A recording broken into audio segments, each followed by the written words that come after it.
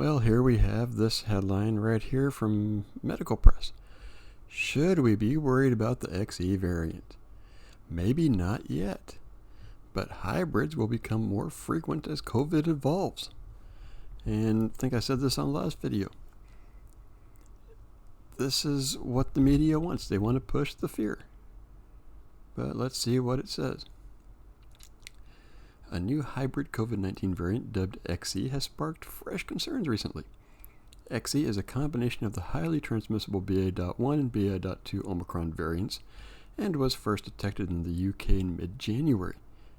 Its spike protein derives from BA.2, which is potentially good news for New Zealand, since the dominant variant, more than 90% of recent infections, and people who have been infected should have the same protection against XE.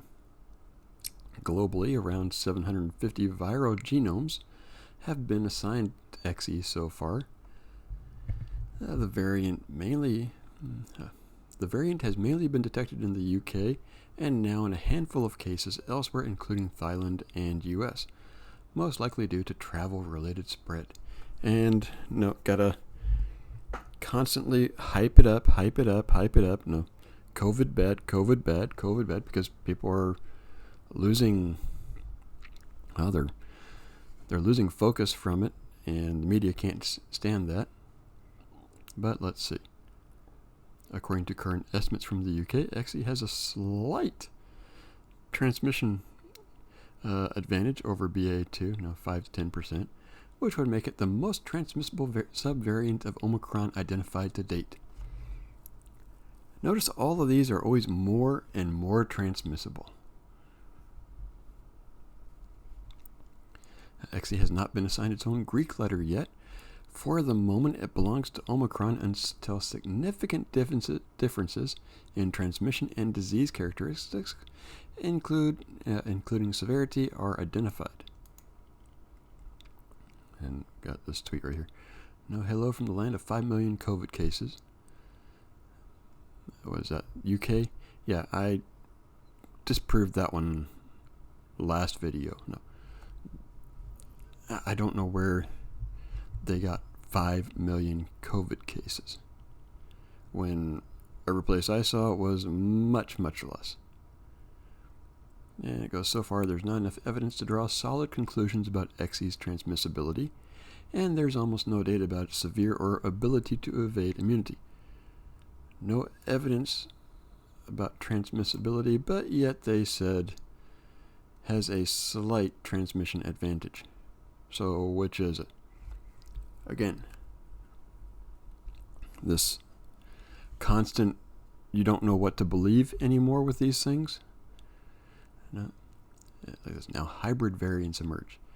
Usually every individual virus is near an exact copy of the single parent virus, but viruses also undergo a process called recombination. They can have two parents. Recombinant viruses can emerge when two or more variants infect the same cell in an individual, allowing the variants to interact during replication. This can result in a mix of their genetic material, forming a new virus combination. Some viruses, such as influenza, have segmented genomes that can mix up whole segments through the process called reassortment. Viral recombination and reassortment are common among viruses, but rates vary markedly depending on the types of viruses and the chance of co-infection.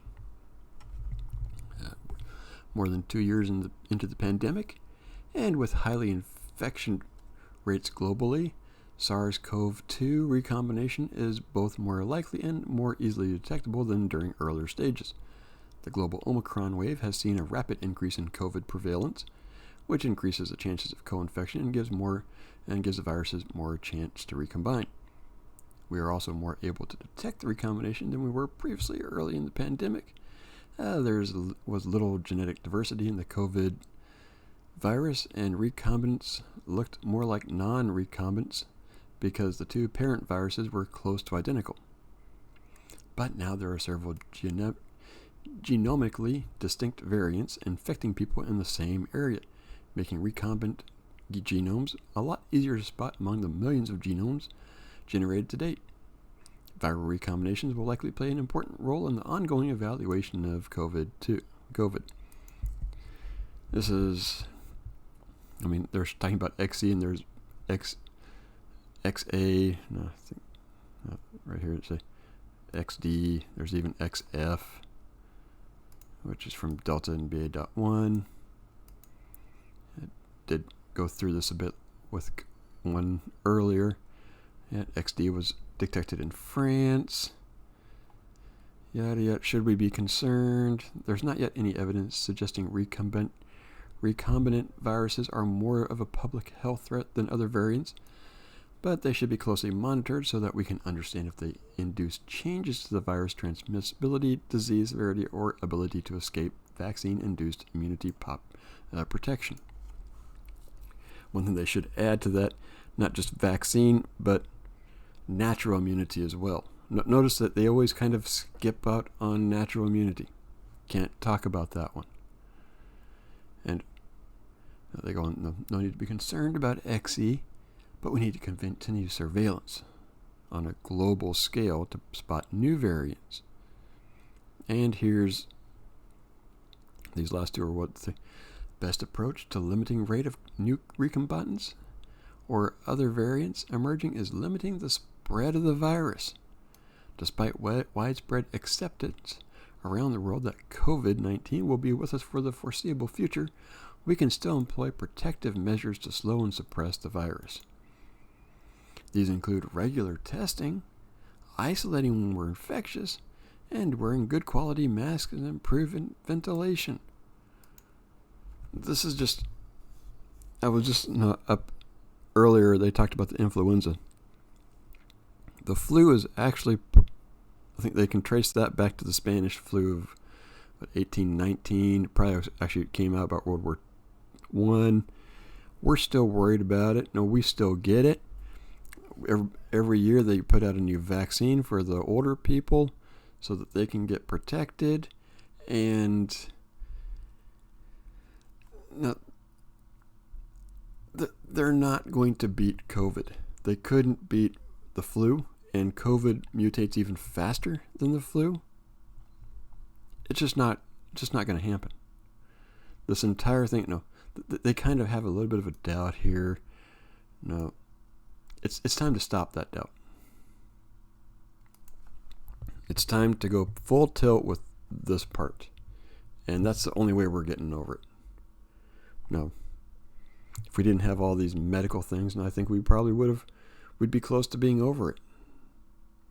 Might have had more people die, but we'd been over it. Now, what do you think? More fear-mongering? Is that what they're doing with this?